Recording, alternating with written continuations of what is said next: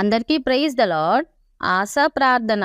ఆశ ఎలాంటి ప్రార్థన చేసెనో రెండవ దినవృత్తాంతంలో 14-11 వచనంలో చూసుకుందాం.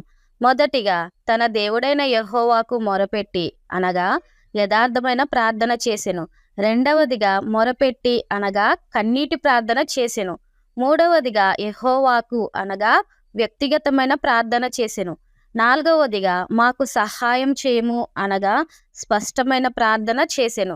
ఐదవదిగా నీకన్నా ఎవరు లేరు అనగా పూర్తిగా ప్రభువు మీద ఆధారపడి ప్రార్థన చేసెను. ఆరవదిగా నిన్నే నమ్ముకొని ఉన్నాము అనగా నమ్మకంతో కూడిన ప్రార్థన చేసెను. ఏడవదిగా నీ నామమును బట్టి అనగా దేవుని నామంలో అన్నీ సాధ్యమే అని ప్రార్థన చేసెను. ఎనిమిదవదిగా సైన్యములను ఎదిరించుటకు అనగా ప్రార్థన ద్వారా దేనినైనా ఎదిరించవచ్చు అని ప్రార్థన చేసెను.